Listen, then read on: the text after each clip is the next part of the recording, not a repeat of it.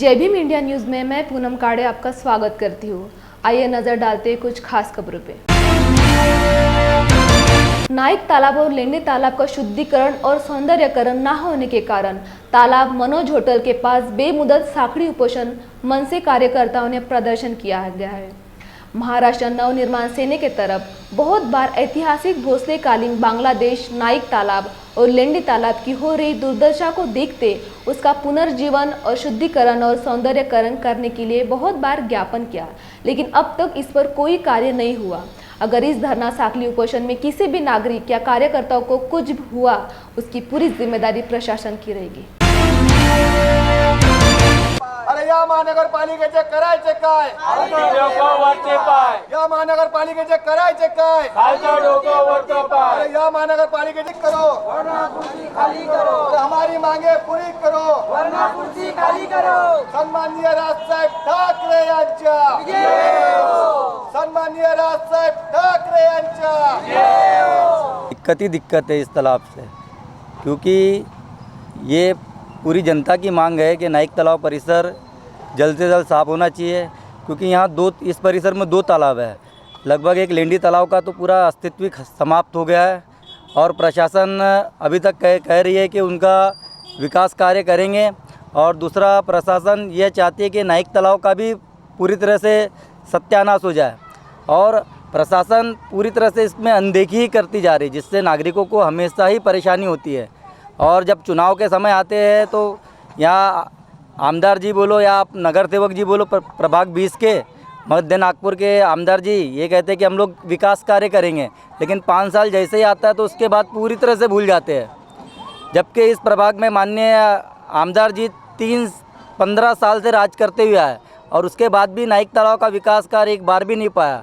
In 15 सालों में लगभग इतना दूषित पानी हो चुका है, और 5 सालों से जो लगभग गटर लाइन इस पर जोड़ दी गई है, तो लोगों को तो ऐसा लगता है कि दूर से कि पानी बहुत साफ़ है, लेकिन जो आसपास के परिसर के नागरिक जो हम ये गंदगी और बदबू महसूस करते आए, और लगभग कब इससे मुक्ति मिलेंगी वो भगवान ही जाने। मैं माननीय आमदार जी से और नगर सेवक जी से और माननीय खासदार नितिन जी गडकरी जी से यही निवेदन करूँगा कि हमारे नाइक तालाब का सौंदर्यीकरण जल्द से जल्द होना चाहिए। देखिए, ऐसा है, सबसे पहले तो ये काम नगर सेवक और आमदार का था। जिस समय नगर सेवक घर घर वोट मांगने आता है तो अपन उनको जिता के लेके आते, किस वजह से कि वो अपना काम करे, पर ऐसा कहीं दिख नहीं रहा है। आमदार और नगर सेवक अपने घर बैठे हैं, और यहाँ पर जो नाइक तालाब सौंदर्यीकरण जो मांग है उन्होंने कभी ध्यान दिया नहीं। 25 सालों से आमदार, 25 सालों से नगर सेवक यहाँ है। ये काम उनका था कि नाइक तालाब के विषय में मंत्री तक के जाने का, मंत्रिमंडल में बताने का, आमदार निवास में बताने का, महानगर पालिका में बताने का, पर अभी तक के उन्होंने कहीं नहीं बताए। वो चुप्पी साधी हुए बैठी है। इसीलिए यहाँ की जनता जागरूक हुई है। अभी यहाँ की जनता ही समर्थन देकर नाइक तालाब का उद्धार करेगी, और नाइक तालाब का सौंदर्यीकरण करने के लिए इनको मजबूर करेंगी, ये प्रशासन को मजबूर करेंगी। जो सोई प्रशासन है, वो सोई प्रशासन है, उनको होश में लाने के लिए जनता का समर्थन है। महाराष्ट्र नवनिर्माण सेना को जनता का समर्थन मिल रहा है। प्रभाग 12 के लोग यहाँ पे आ रहे हैं और समर्थन दे रहे हैं, और आगे चलकर अगर उन्होंने ऐसा कुछ कदम नहीं उठाया तो आगे चलकर इससे बड़ा कदम महाराष्ट्र नवनिर्माण सेना और साथ में प्रभाग की जनता उठाएगी। उनको होश में लाने के लिए जनता समर्थन देगी, जनता साथ में आएगी। अभी भाजपा के तरफ से विधान परिषद पर बहुत नामों की चर्चा शुरू हुई थी। इसी दौरान अमरावती में अभी हुआ भव्य धनगर परिषद, धनगर को उनका प्रतिनिधित्व प्राप्त करने के लिए कांग्रेस के प्रदेशाध्यक्ष नाना पटोले ने ध्यान देना चाहिए, और धनगर महाविकास आघाड़ी तरफ से प्रतिनिधित्व दो, ऐसी मांग राज्य के महिला बाल विकास मंत्री यशोमती ठाकुर इन्होंने की। इसलिए अब अमरावती से धनगर समाज को विधान परिषद पर प्रतिनिधित्व पाने की चर्चा बड़े पैमाने में चल रही है। इस धनगर परिषद में विदर्भ से हजारों धनगर बांधव उपस्थित थे। धनगर परिषद में मंत्री यशोमती ठाकुर इन्होंने कांग्रेस प्रदेशाध्यक्ष नाना पटोले के सामने इच्छा व्यक्त की। खंत ही आज तुम्हा सर्वांच्या समोर इथं मी व्यक्त करते।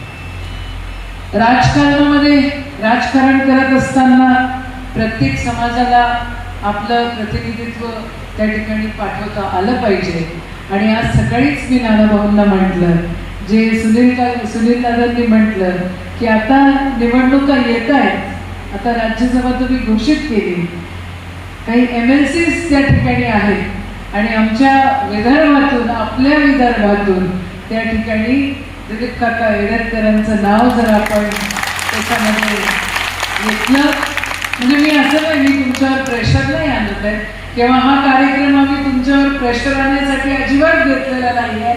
हा कार्यक्रम तर एक कुटुंबामध्ये आपण यावं, या सगळ्या गोष्टी समजाव्या. ही सर्व मंडळी माझ्या सोबतच असतात. काही मंडळी माझ्यावर नाराज होती मधल्या पिरियडमध्ये. ती का नाराज होती ह्याचं कारणही मला माहिती नाही, पण हळूहळू ती परत पुन्हा एकदा जोडण्याच्या, सगळ्यांच्या जुळण्याच्या प्रयत्नामध्ये आहे. आणि आपण असे जर काही पवित्रे या ठिकाणी उचलले तर उद्या, म्हणजे उद्याचीच द्या असं नाही, पण या वर्ष 2 वर्षामध्ये ज्या काही गोष्टी होतील, ज्या काही तुमच्या हातात असतील, आपण सगळेजण मिळून प्रयत्न करू. आणि ह्या कम्युनिटीला आपण जर रिप्रेझेंटेशन देऊ शकलो तर सोन्याहून पिवळं, तसं तर पिवळंच सगळं सुंदरच असतं. आणि भंडारा किती पवित्र असतो हे तुम्हाला, आम्हाला सगळ्यांना माहिती आहे. तर पवित्र अपवित्र याच्यामध्ये न घुसता प्रांजळपणे विनंती जोडण्याच्या प्रयत्नामध्ये आहेत. आणि आपण असे जर काही पवित्रे या ठिकाणी उचलले तर उद्या, म्हणजे उद्याचीच द्या असं नाही, पण या वर्ष 2 वर्षामध्ये ज्या काही गोष्टी होतील, ज्या काही तुमच्या हातात असतील, आपण सगळेजण मिळून प्रयत्न करू. आणि या कम्युनिटीला आपण जर रिप्रेझेंटेशन देऊ शकतो तर सोन्याहून पिवळं, तसं तर पिवळंच सगळं सुंदरच असतं. आणि भंडारा किती पवित्र असतो हे तुम्हाला, आम्हाला सगळ्यांना माहिती आहे. तर पवित्र अपवित्र याच्यामध्ये न घुसता प्रांजळपणे विनंती आहे की खऱ्या अर्थानं जे सोनं आहे त्याला तुम्ही निरखून ठेवावं आणि त्या गोष्टी आपल्या हातात ज्या आहेत त्या पुढच्या काळामध्ये आपण कराल अशी विनंती. ऑल इंडिया पैंथर सेना के संस्थापक दीपक केदारे ने रविवार 5 जून को बुल्ढाना जिले के पदाधिकारियों एवं कार्यकर्ताओं की एक बैठक बुल्ढाना शहर में आयोजित की। उन्होंने यह भी विचार व्यक्त किया कि यह अफसोस की बात है कि विधायक सांसद के पास पीड़ित परिवार से मिलने का समय नहीं है, जबकि जिले में विभिन्न स्थानों पर दलितों पर अन्याय और अत्याचार की घटनाएं बढ़ रही है। इस बैठक के लिए ऑल इंडिया पैंथर सेना के जिलाध्यक्ष, तालुका अध्यक्ष और कार्यकर्ता की बड़ी संख्या में मौजूद थे। आज बुलढाण्याच्या दौऱ्यावर असताना बुलढाण्याच्या प्रमुख पदाधिकाऱ्यांसोबत एक आढावा बैठक घेण्यात आलेली। बुलढाणा जिल्ह्यामध्ये दलित अत्याचाराने थैमान घातलेलं आहे आणि गेल्या 2.5 वर्षापासून मी या बुलढाणा जिल्ह्यात बघतोय की एका पाठोपाठ एक दलितांवरती अत्याचार होत आहेत, जातीमुळे त्यांच्यावरती अत्याचार होत आहेत आणि या ठिकाणची व्यवस्था ही दलितांच्या बाजूने नाही असं एक चित्र दिसतंय। या जिल्ह्यात जो दलित अत्याचार वाढलाय त्याला कारणीभूत ही आजची व्यवस्था आहे। आमदार असेल, खासदार असेल, पालकमंत्री असेल, एक नैतिक जबाबदारी म्हणून या गोरगरीब दलितांवरती जे हल्ले झाले त्यांना भेटण्याची जबाबदारी सुद्धा आजपर्यंत एकाही लोकप्रतिनिधींनी घेतली नाही। त्याच्यामुळे कुठंतरी आम्हाला वाटायला लागलंय की याच राज्यकर्त्यांच्या बळावरती या जिल्ह्यातले जातीवादी मस्ताडलेले आणि ते असणारे दलितांवरती तुटून पडलेले। त्यांची एक धारणा झाली की आमदार माझ्या खिशातला आहे, खासदार माझ्या खिशातला आहे आणि गृहमंत्री सुद्धा माझ्या खिशातला आहे, आमचं कुणी काही बिघडू शकत नाही। या धारणेतून कायद्याची भीती न राहिल्यामुळे, पोलिसांचा धाक न राहिल्यामुळे आणि व्यवस्था ही आपल्या बाजूने असल्याचा भ्रम असल्यामुळे या ठिकाणी दलितांवरती अत्याचार खुलेआम सुरू आहे। अनेक प्रकरण आहेत। या ठिकाणी कुंभेफळला मातंग समाजाच्या मुलीवरती अत्याचार झाला। बऱ्याच ठिकाणी देऊळगाव घाट परवा दिवशी ताजी घटना घडली। दलित महिलांना मारहाण झाली, पुरुषांना मारहाण झाली, खुलेआम मारहाण झाली, विनयभंग झाला। मलकापूरला सुद्धा एका कार्यकर्त्याच्या घर JCBने उद्ध्वस्त करण्यात आलं. अशा अनेक घटना या जिल्ह्यामध्ये घडतायत आणि हे अतिशय संतापजनक आहे. बुलढाणा जिल्हा हा जिजाऊंचा जिल्हा, आमच्या आईचा जिल्हा आणि ह्या आमच्या आईच्या मातेच्या जिल्ह्यात आम्हाला स्वाभिमानाने जगू दिलं जात नाही. त्यासाठी येणाऱ्या काळात रणनीती करून ऑल इंडिया पॅंथर सेना जे बुलढाणा जिल्ह्यात दलितांचं अस्तित्व धोक्यात आलेलं आहे ते वाचवण्यासाठी रस्त्यावरती उतरणार आहे आणि त्याचं नियोजनच आम्ही या बैठकीच्या माध्यमातून केलेलं आहे. इंडिया न्यूज में वक्त हो चला है एक ब्रेक का, मिलते हैं ब्रेक के बाद। क्या हुआ बहू? माँ, पाइल्स की बहुत तकलीफ हो रही है। तो तुम गुदरोग सर्जन के पास क्यों नहीं गई? देखो, जैसे हार्ट के लिए हार्ट स्पेशलिस्ट, ब्रेन के लिए ब्रेन स्पेशलिस्ट, तो पाइल्स के लिए पाइल्स स्पेशलिस्ट क्यों नहीं? स्त्री हो या पुरुष, टॉयलेट में तकलीफ केवल पाइल्स ही नहीं और भी कई प्रकार के गुदरोग तथा कैंसर भी हो सकता है। इसीलिए इसकी प्रत्यक्ष जांच जरूरी है। ठीक है माँ, पर जांच के लिए हम जाएंगे कहाँ? वही काले आयुर्वेदिक पाइल्स हॉस्पिटल में। लेकिन माँ, प्रेगनेंसी में पाइल्स की दवाइयाँ? प्रेगनेंसी में आयुर्वेदिक दवाइयाँ सुरक्षित होती है। जनहित में जारी काड़े आयुर्वेदिक पाइल्स हॉस्पिटल, औषधि चिकित्सा तथा सर्जरी ट्रीटमेंट उपलब्ध। हमारा पता उमरेड रोड, दिघौरी बस स्टॉप के पास, नागपुर। अधिक जानकारी के लिए वेबसाइट पर जाएं kadepailshospital.com। ब्रेक के बाद आपका स्वागत है। छत्रपति शिवाजी महाराज इनके राज्याभिषेक दिन के अवसर पर कोल्हापुर में जिला परिषद कागलकर हाउस या मंगलमय वातावरण तथा पारंपरिक वाद्य तुतारी बजाकर ग्राम विकास मंत्री हसन मुश्रीफ तथा पालक मंत्री सतेज पाटिल इनके हाथों शिव सेवक राजदंड स्वराज खड़ा किया गया। इस वक्त विधायक जयंत आसनगांवकर, मुख्य कार्यकारी अधिकारी संजय सिंह चौहान तथा अन्य मान्यवर मौजूद थे। इस समारोह में ग्राम विकास मंत्री हसन मुश्रीफ तथा पालक मंत्री सतेज पाटिल इन्होंने अपने विचार व्यक्त किए। आज 6 जून छत्रपती शिवाजी महाराजांनी रायगड किल्ल्यावर राज्याभिषेक केल्याचा हा दिन आहे आणि त्याचा उल्लेख पालकमंत्र्यांनी केला की छत्रपती शिवाजी महाराजांनी हे हिंदवी स्वराज्य स्थापन करत असताना सर्व जाती धर्माच्या मावळ्यांना एकत्र करून, जीवाभावाची माणसं एकत्र करून या हिंदवी स्वराज्याची स्थापना केली आणि हिंदवी स्वराज्याची स्थापना करत असताना त्यांनी अतिशय छोट्या कार्यकाळामध्ये आपल्यासाठी किती मोठं काम केलं आहे हे अजरामर आहे। आणि म्हणून या देशामध्ये अनेक राजे रजवाडे झाले, परंतु आपण 2च राजांच्या पालख्या आजही वाहतोय, एक छत्रपती शिवाजी महाराज आणि एक छत्रपती शाहू महाराज, की ज्यांनी आपल्या रयतेसाठी सगळा खजिना रिकामा केला, रयतेसाठी काम केलं। हिंदवी स्वराज्य स्थापन करत असताना छत्रपती शिवाजी महाराजांनी रयतेचं राज्य कसं असावं, लोकांच्यासाठी ते कसं चालवावं आणि सामान्य माणसाला कसा न्याय द्यावा, शेतकऱ्यांना कसा न्याय द्यावा, भूमिपुत्रांना कसा न्याय द्यावा, हे काम करून आज अजरामर झालेले आहेत। 350-400 वर्ष होऊन सुद्धा छत्रपती शिवाजी महाराजांचं नाव जर काढलं तर आपलं अंग उसळतं, असं काम शिवाजी महाराजांनी केलेलं आहे। महामानवाची एकच राज्याभिषेक झालेला होता आणि तो सगळ्या राज्यभर अतिशय उत्साहाने व्हावा, सगळ्या जनतेने करावा आणि त्या दिवशी महाराजांचं नामस्मरण करावं, या एका उच्च भावनेनं पुण्यातील एका संघटनेनं मला सुचवलं। तात्काळ ग्राम विकास विभागाने 2 वर्षापूर्वी आम्ही आदेश काढला आणि आज कोल्हापूर जिल्हा परिषदेमध्ये, गेल्या वर्षी मी अहमदनगर जिल्ह्यामध्ये सुरुवात केली होती, आज माझ्या स्वतःच्या कोल्हापूर जिल्ह्यामध्ये या राज्याभिषेकची गुढी उभा करून आपण आज आपण छत्रपती शिवाजी महाराजांचा सन्मान केलेला आहे।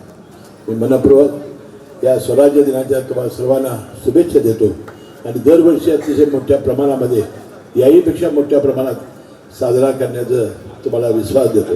शिवरायांचा इतिहास आठवला की अंगावर शहारे येतात आणि त्या काळामध्ये स्वराज्य स्थापनेचं स्वप्न ज्या कर्तृत्वान राजाने बघितलं, त्या कर्तृत्वान छत्रपती शिवाजी महाराजांच्या प्रती जेवढे आपण उपक्रम राबवू तेवढे कमी आहेत आणि या निमित्तानं ही गुढी उभारून खऱ्या अर्थानं त्यांच्या विचाराचा वारसा, सर्व धर्म समभावाचा वारसा असेल सामान्य माणसाला न्याय देण्याची भूमिका असेल, मुळात स्वराज्य स्थापनेची भूमिकाच होती की रयतेचं राज्य किंवा सर्वसामान्यांचं राज्य स्थापन करणं ही छत्रपती शिवाजी महाराजांची भूमिका होती.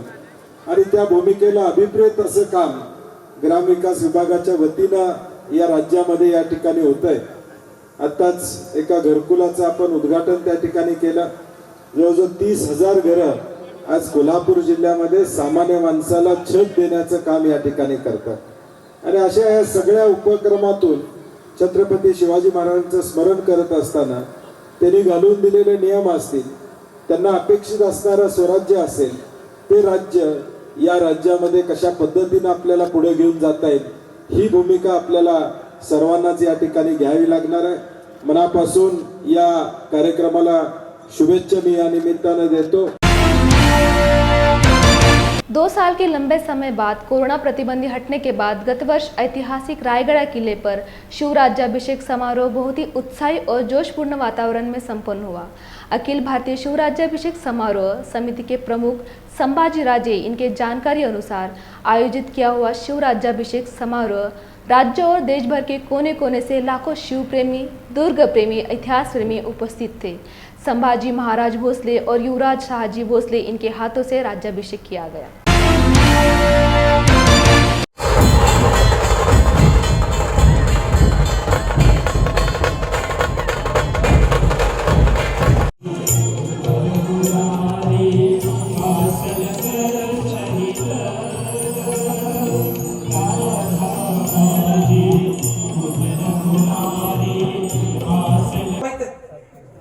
कुठं चालत आलंय मला माहित आहे. एकच तुम्हाला दिसत शिवाजी महाराज. आणि म्हणून शिवाजी महाराजांनी त्यावेळी विचार केला की आपलं स्वराज्य स्थापन करायचं असतं तर आम्हाला प्रस्थापित नको, विस्थापित लोकांना जवळ घ्यायला, म्हणजे थोडक्यात तुम्हाला संघटित करायचंय. प्रचंड संघर्ष केला, परक्यांशी तर केलाच, पण स्वकीयांशी सुद्धा देखील महाराजांनी अनेक वेळा संघर्ष करावा लागला. त्याच्यात मला काही खोजायचं. छत्रपती संभाजी महाराजांनी देखील स्वतःची संघर्ष केला, संभाजी महाराज सुद्धा केला. अनेक वेळा तळ आणि तडजोडी देखील कराव्या लागल्या, पण कधी स्वाभिमानाशी तडजोड केला नाही. लक्षात ठेवा. का? कारण त्यांना कोणाचे बंधन नको होते, कोणाचा मांडलिकत्व त्यांना नको होतं. शिवाजी महाराजांना त्यांना फक्त सत्ता नको होती स्वराज्यासाठी, जी आपल्या सगळ्यांना सत्ता पाहिजे. शिवाजी महाराजांना सत्ता नको होती, त्यांना हे राज्य नको होतं. शिवाजी महाराजांना काय पाहिजे होतं? आपलं स्वराज्य पाहिजे.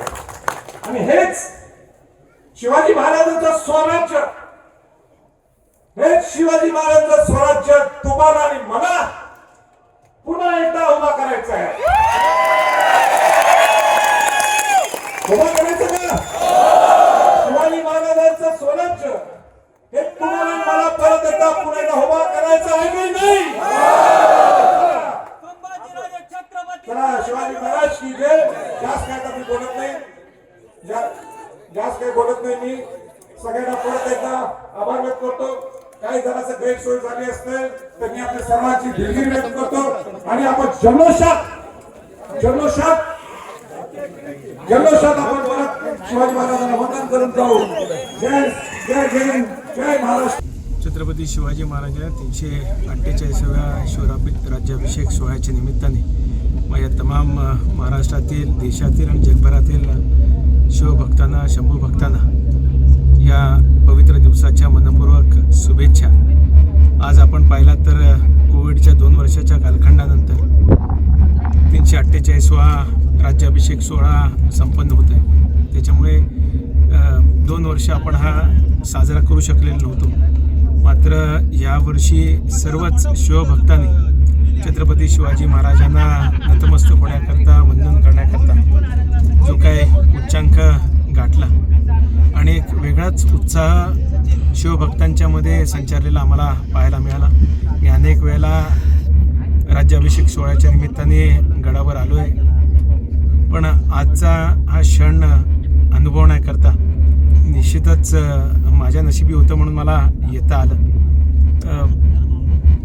बराच उत्साह, बराच म्हणजे शिवभक्तांमध्ये वेगळ्याच पद्धतीचा आनंद संचारलेला आम्हाला पाहायला मिळाला. 350वा राज्याभिषेक सोहळा 2 वर्षांनंतर आपण साजरा करणार आहोत. त्याकरता निश्चितच आम्ही सर्व शिवभक्त अजून उत्साहाच्या आणि आनंदाच्या वातावरणामध्ये आम्ही साजरा करू. या निमित्ताने मी प्रशासकीय यंत्रणेचे सुद्धा मनपूर्वक आभार मानेन. पोलीस असतील, जिल्हाधिकारी असतील किंवा सर्व शासकीय अधिकारी असतील यांनी सुद्धा चांगल्या पद्धतीचं नियोजन केलं आणि संयोजन समितीने सुद्धा चांगल्या प्रकारे साथ त्यांना दिली. त्यांचं सुद्धा मनपूर्वक आभार. जय जिजाऊ, जय शिवराय. अमरावती जिले के धामनगांव रेलवे तालुका की रेती घाट पर रात को आमदार प्रताप अड़सठ इन्होंने छापा मारा. उस वक्त 4 बोट, 1 ट्रक को जब्त किया गया.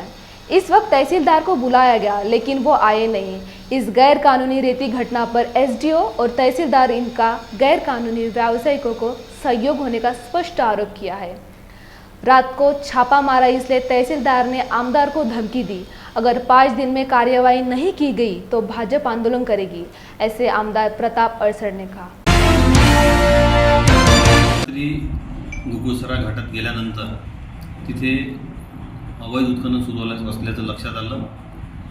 जवळपास 4 बोटी आणि ट्रक तर एक 8-10 निघून गेले होते आणि 1 ट्रक जप्त झाला आणि अनेक ठिकाणी मोठ्या प्रमाणात रेतीच्या ठिय्या मारलेला लक्षात आला. गुगुसरा आणि दिघी या 2 घाटांवर ठिय्या दिसला. त्यापैकी दिघी घाट हा हरास झालेला नव्हता आणि या संदर्भात एसडीओंना मी फोन केला 8:30 वाजता. तो त्यांनी उचलला नाही. नंतर 11:30 वाजता संपूर्ण कारवाई झाल्यानंतर त्यांचा फोन आला. तर तहसीलदारांना जो फोन केला त्यावेळी त्यांनी सांगितलं की मी अमरावतीला आहे आणि मी टीम पाठवतो. ती टीमही म्हणजे तलाठी आणि आर-आय हे जवळपास 2 तास उशिरा पोहोचले आणि ते आल्यानंतर मग पुढील कारवाई झाली आणि यामध्ये निश्चितच हे संपूर्ण प्रशासन गुंतलेलं आहे असा आमचा स्पष्ट आरोप आहे. आणि समृद्धीच्या बाबतीतही 1-2 प्रकरणं एसडीओ आणि तहसीलदार यांच्याकडे फोडून होते. एकामध्ये तर 25 कोटीचा दंडच एसडीओनी माफ केला. त्यावर उपजिल्हाधिकाऱ्यांनी निर्णय दिलेला आहे की यांनी चुकीचा निर्णय दिला होता म्हणून त्या संदर्भातही त्यांची चौकशी कारवाई व्हावी अशी आमची मागणी आहे. तहसीलदारांकडे समृद्धीचं असंच एक प्रकरण आहे ज्यामध्ये परवानगीच्या आधीच उत्खनन झालेलं आहे. त्याचा सबळ पुरावा प्रशासनाच्याच एका डिपार्टमेंटचा आहे. त्यामुळे त्यांच्यावरही एवढा वेळ होऊन 6 महिने होऊनही कुठलीही कारवाई न केल्यामुळं कुठंतरी आर्थिक विषय त्याचा सुरू असल्यामुळं त्याची चौकशी करून त्यांच्यावर सुद्धा कारवाई करावी ही आमची मागणी आहे. पण प्राधान्यानं रेती घाटाच्या संदर्भात जे काही सुरू आहे आणि अवैध तस्करी सुरू आहे त्या संदर्भात या तहसीलदार व एसडीओ यांच्यावर निलंबनाची कारवाई 5 दिवसाच्या आत करून त्याची चौकशी करून नंतर त्यांच्यावर कायदेशीर कारवाई करावी अशी मागणी या संदर्भात आहे. नाहीतर 5 दिवसानंतर आम्ही त्या संदर्भात आंदोलन उभं करू. भाऊ, तुम्हाला असं वाटतं का की यामध्ये सत्तेमधले काही मंत्री त्यांचा पाठबळ त्यांच्या पाठीशी आहे म्हणून? असं आहे की एखाद्या सरकारी अधिकाऱ्याला शासकीय पाठबळ असल्याशिवाय एवढ्या मोठी हिंमत तो करू शकते असं मला तरी वाटत नाही. हे कुठंतरी शासनाचं पाठबळ यांना आहे. आता ते नेमकं कोणाचं हे मी असा स्पष्ट आरोप पुराव्याशिवाय करू शकत नाही. पण निश्चितपणे शासनातील कुणाचं तरी पाठबळ असल्याशिवाय एवढी मोठी हिंमत हे अधिकारी करू शकत नाही असं मला वाटतं. केल्यानंतर आणि हे प्रकरण वरपर्यंत जाईल हे लक्षात आल्यानंतर आज सकाळीच माझ्या एका कार्यकर्त्याच्या मार्फत मला निरोप देण्यात आला की जर ही कारवाई थांबली नाही किंवा माझ्यासोबत जर अशा पद्धतीनं तुम्ही कारवाई करत असाल तर मग मी तुमच्या सुतगिरणीच्या बाबतीतही तुमची शासन जमीन करून टाकीन आणि तुमची राजकीय बदनामी करेन. म्हणजे रेतीच्या बाबतीत तुम्ही जर निर्णय घेतला तर मी लोकांच्या घरासमोर असलेले रेतीचे जे कामासाठी आलेली रेती असते त्यांच्यावरही कारवाई करीन. मग ती कुठून आणली, काय आणली त्याची सविस्तर माहिती घेईन, त्यांच्यावर गुन्हे दाखल करीन आणि मग त्या लोकांना सांगेन की आमदारामुळे हे असं तुम्ही सुद्धा याच्यात आरोपी झाले आणि तुमची बदनामी करून तुमचं राजकीय आयुष्य उद्ध्वस्त करीन. अशा प्रकारची धमकी एका कार्यकर्त्याच्या मार्फत माझ्यापर्यंत पोहोचवण्यात आली. सांगली जिला वालवा तहसील तंदुलवादी गांव के हारूबाई सबाजी कामले इनके 91वें जन्मदिन के अवसर पर पंचशील त्रिशरण तथा वृक्षारोपण का कार्यक्रम संपन्न हुआ. अपने माता पिता की सेवा करनी चाहिए, उनका ख्याल रखना चाहिए, ऐसा उनके परिजनों ने इस वक्त कहा. जय भीम. माझे नाव अनुराधा प्रियरतन कांबळे. माझ्या आजी सासूबाई, मी त्यांची नातसून आहे. आमच्या आजी सासूबाई हारुबाई सबाजी कांबळे यांचा आज 91वा वाढदिवस होता. त्यानिमित्त आमच्या गावातील आमचे आप्तेष्ट मित्रमंडळी तसेच आमच्या सासू सासऱ्यांचे आप्तेष्ट मित्रमंडळी सगळे आज आमच्या नातेवाईक आज सासूबाईंच्या वाढदिवसासाठी उपस्थित राहिले. त्याबद्दल सर्वांचे खूप खूप आभार. सर्वांचं स्वागत करण्यात आलं, सर्वांना मिष्टान्नाचं भोजन करण्यात आलं. अशाच प्रकारे सर्व मुलांनी आपल्या आई वडिलांची सेवा करावी व आपल्या आई वडिलांना आदर्शवत असं आपण घडलं पाहिजे. तसंच आपल्या आई वडिलांची सेवा करून त्यांचा सांभाळ चांगला केला पाहिजे आणि अशाच प्रकारे त्यांच्या प्रित्यार्थ आपलं ऋण व्यक्त करण्यासाठी अशा प्रकारे समारंभाचं इथून पुढे सर्व मुलांनी नियोजन करावं अशी मी आजच्या दिवसानिमित्त एक इच्छा व्यक्त करते. धन्यवाद. करुणा का संदेश है, समता का संदेश है और जो बाबा साहब ने त्याग किया उसका जो त्याग किया उसकी वजह से हम नौकरी सर्विस में लग गए. हमारे पिताजी ने जो खुशी हमने ये सब उसका जो कष्ट था उसके हम गए. और बाबा साहब जो बोलेगा हमारे हिसाब जो मुझे नौकरी से मिलता जो 20% हम खर्च करना चाहिए वो हमने हम हर साल हमारे कोल्हापुर जिले में बहुत आवश्यक है लेने संबोधन है उसका हम संबोधन करते हैं. और हम हमारे भाई और हमारे बहन भी मुंबई में रहते हैं, हम रहते हैं. हम भाई ने सब जो भी कोल्हापुर में सामाजिक काम हो सांस्कृतिक काम हो उसमें पूरा हिस्सा लेता है. और जितना भी हमारे समाज को जो है दलित पीड़ित जो समाज है उसको हम प्रोत्साहित करते हैं, उसको सहकार करते हैं और उसको हम आगे लाने की सोचते हैं. आज हमें गर्व है कि माँ हम 90 से बन गए हैं और हमारे सभी गाँव के लोगों ने 100 से आज के लिए बस इतना ही. देखते रहिए JBM इंडिया न्यूज.